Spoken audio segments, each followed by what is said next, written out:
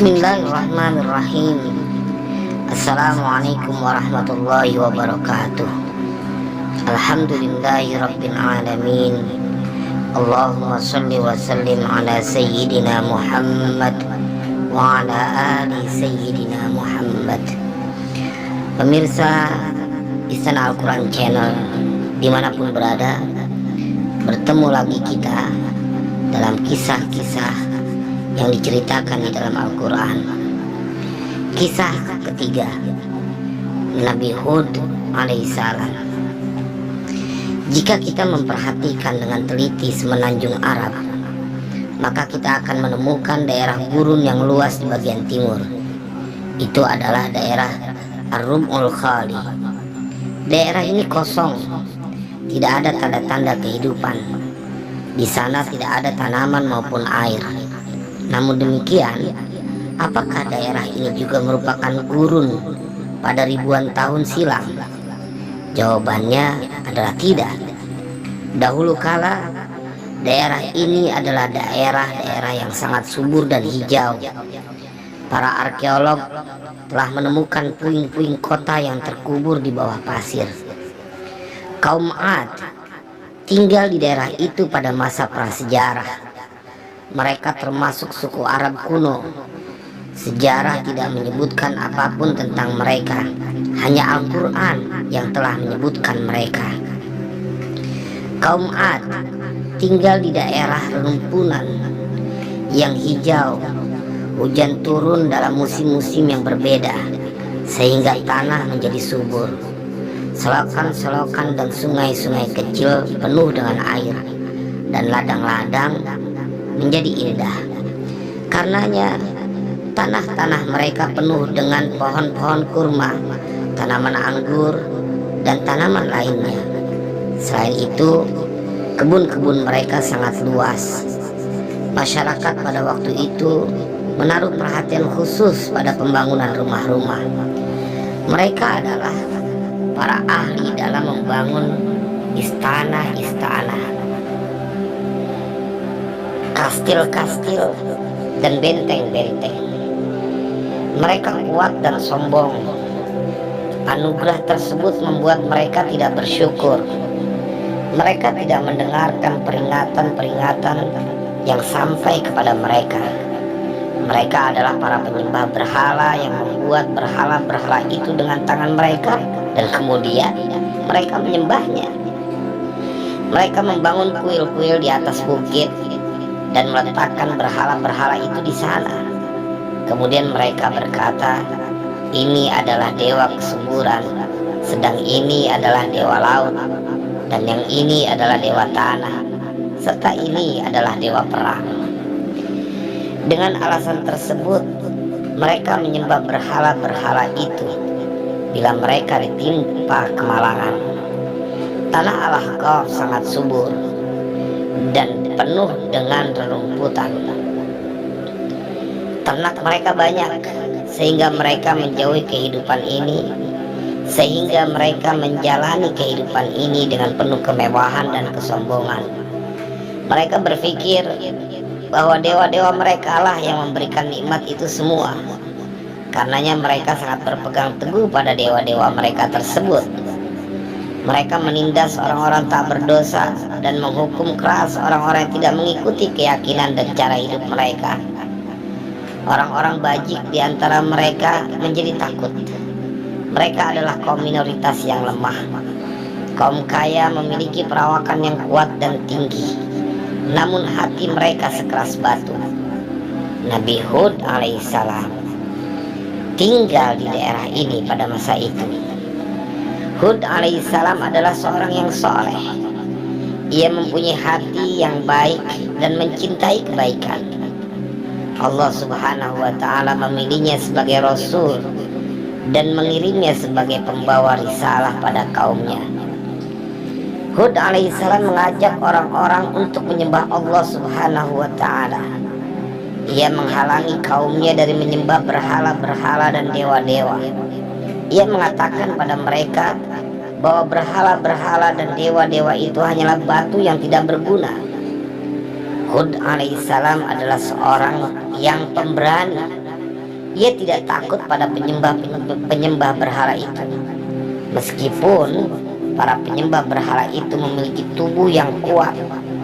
Namun Hud alaihissalam lebih kuat dari mereka dalam hal kemauan dan semangat, karena ia bersandar kepada Allah, sehingga Allah mendukungnya dan Allah Maha Kuasa atas segala sesuatu.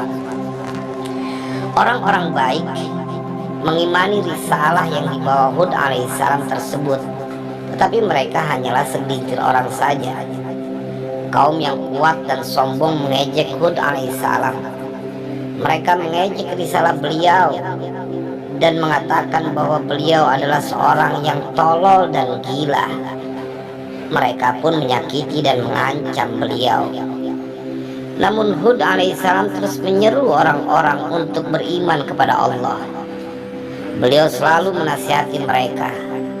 Beliau juga mengingatkan mereka akan rahmat dan kemurahan Allah. Tetapi semua usahanya sia-sia belaka. Mereka berpikir bahwa para dewa mereka lah yang melimpahkan rahmat pada mereka, menjadikan turunnya hujan, tumbuhnya rerumputan, dan bertambahnya ternak mereka. Sehingga mereka berkata, Hud memang gila. Dewa-dewa akan mengutuknya.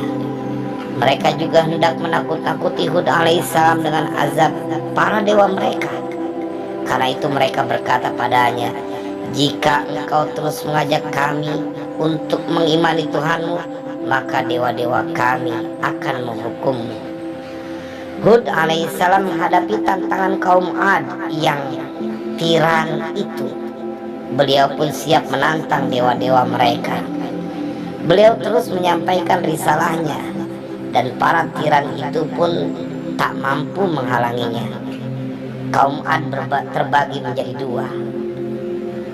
Kelompok pertama mengimani Allah dan hari akhir, dan mereka hanya berjumlah segelintir orang saja.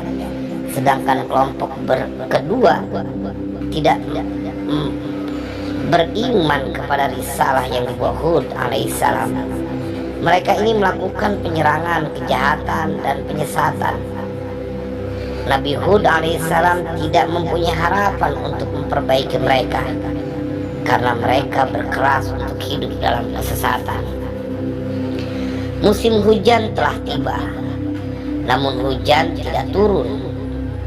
Awan mendung bergerak melewati langit daerah Al-Ahqaf, namun segera menjauh. Sementara kaum Ad hidup dengan berternak, bertani, menggarap kebun buah-buahan. Tahun itu berlalu tanpa turunnya hujan. Akibatnya penghasilan mereka berkurang. Sebagian ternak mereka bahkan mati karena kelaparan, dan pepohonan juga mati karena tidak memperoleh air. Hal itu mendorong kaum Ad untuk mendatangi berhala-berhala mereka. Mereka menyembahnya dan mengorbankan domba untuk berhala-berhala itu. Tetapi semua usaha mereka sia-sia. Musim hujan berikutnya datang. Awan hitam nampak bergerombol. Kaum Ad menjadi gembira karenanya. Beberapa dari mereka berkata, awan-awan itu dipenuhi dengan air hujan. Namun, lagi-lagi awan-awan itu menghilang. Akhirnya mereka menggandakan jumlah persembahan pada dewa-dewa mereka. Tetapi tetap saja hujan tak kunjung datang, dan angin pun berhembus dengan membawa pasir. Nabi Hud alaihissalam terus menyeru kaumnya. Beliau berkata kepada mereka, wahai kaumku, aku menyayangi kalian. Aku hanya ingin berbuat baik pada kalian. Wahai kaumku, mohonlah ampun kepada Allah. Bertobatlah kepadanya. Allah akan mengirimkan pada kalian awan-awan yang mengandung hujan dan menambah kekuatan yang ada pada kalian. Namun kaum Ad tetap tidak mendengarkan ajakan beliau. Mereka meninggalkan Hud alaihissalam dan mengancam beliau. Lalu mereka pun mendatangi berhala-berhala mereka lagi dan mengorbankan domba untuknya. Musim hujan telah berakhir, tetapi tidak setetes pun hujan yang turun, sehingga tanah-tanah mereka menjadi kering dan berubah menjadi gurun pasir. Ternak-ternak dan pohon-pohon pun mati. Tahun ketiga datang, dan tahun ini adalah tahun yang kritis. Persediaan air mereka hanya tersisa sedikit. Mereka menggunakan untuk hewan-hewan ternak yang tersisa, sehingga ladang-ladang mereka tak lagi terairi.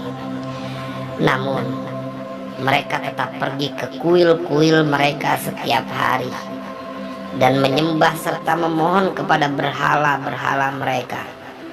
Sementara Hud alaihissalam terus menyeru kaumnya untuk menyembah Allah Subhanahu wa ta'ala.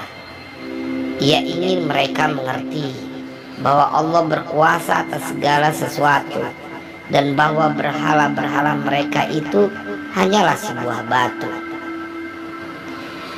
Pada masa itu, kaum Ad telah mampu membangun kota terbesar di dunia. Kota itu adalah Iram, sebuah kota yang tak tertandingi kota-kota lainnya. Iram penuh dengan istana-istana dan taman-taman. Shaddad, seorang penyembah berhala yang telah memerintahkan untuk membangun kota tersebut. Ia menginginkan kota tersebut menjadi sebuah taman untuk ditinggali. Ia mengira bahwa ia tak akan pernah mati karena ia sangat kuat. Musim hujan ketiga pun datang.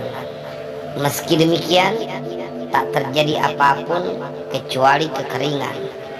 Angin berhembus rendah dan membawa gelombang pasir ke arah lembah yang dahulunya hijau. Kelaparan melanda daerah Ahqaf. Hud alaihissalam terus menyeru kaumnya untuk menyembah Allah. Beliau ingin agar mereka berhenti menyembah berhala. Hud alaihissalam berkata pada kaumnya, Allah yang maha agung berkuasa menciptakan hujan dan menghidupkan tanah yang kering. Allah yang maha agung berkuasa menciptakan tanaman-tanaman di lembah maupun di dataran. Sedangkan berhala-berhala itu hanyalah batu yang tak berguna. Namun kaum Ad tetap tidak percaya pada risalah Hud alaihissalam. Mereka tetap mematuhi para tiran. Tak seorang pun yang mempercayai Hud alaihissalam, kecuali beberapa orang baik saja. Penduduk Al-Ahqaf pergi meninggalkan kota mereka, memandang ke langit menanti datangnya hujan. Namun langit terlihat cerah dan berwarna biru. Di sana tak terdapat awan. Para penyembah berhala itu lagi-lagi menyembelih domba untuk berhala-berhala mereka. Mereka berpikir bahwa dewa kesuburan akan menyelamatkan mereka dari kemarau dan kekeringan. Tetapi hujan tetap saja tak kunjung turun. Hud alaihissalam tetap mendatangi kaumnya. Beliau ingin memberikan kepada mereka sedikit nasihat terakhir. Beliau berkata pada mereka, bertobatlah kepada Allah. Hanya Allah lah yang berkuasa mengirimkan hujan dan menciptakan tumbuh-tumbuhan. Namun kaum Ad justru mencaci Hud alaihissalam.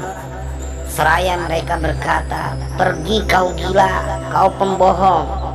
Jika engkau memang benar, biarlah Tuhanmu menghukum kami.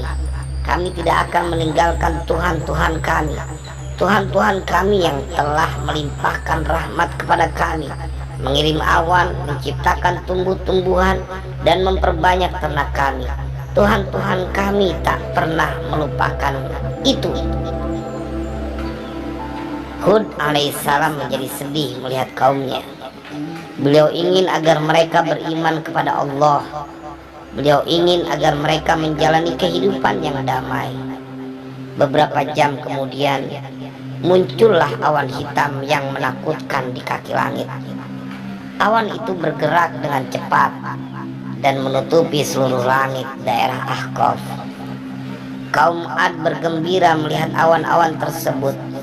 Mereka berkata, Tuhan kami telah menerima doa kami.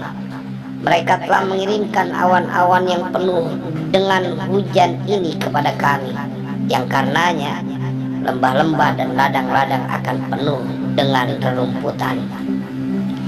Ketika Nabi Hud alaihissalam melihat tanda-tanda hukuman itu, beliau pun berkata, tidak, itu angin kencang yang membawa azab yang pedih.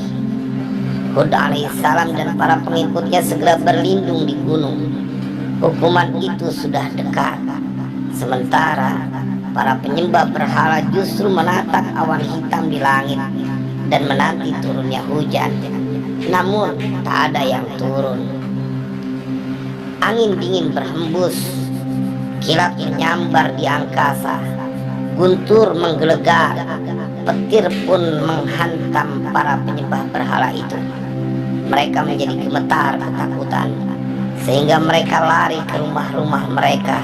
Kini mereka tak lagi berharap pada awan-awan hitam itu. Mereka tidak mendengarkan kata-kata Hud alaihissalam. Mereka hanya melihat berhala-berhala mereka.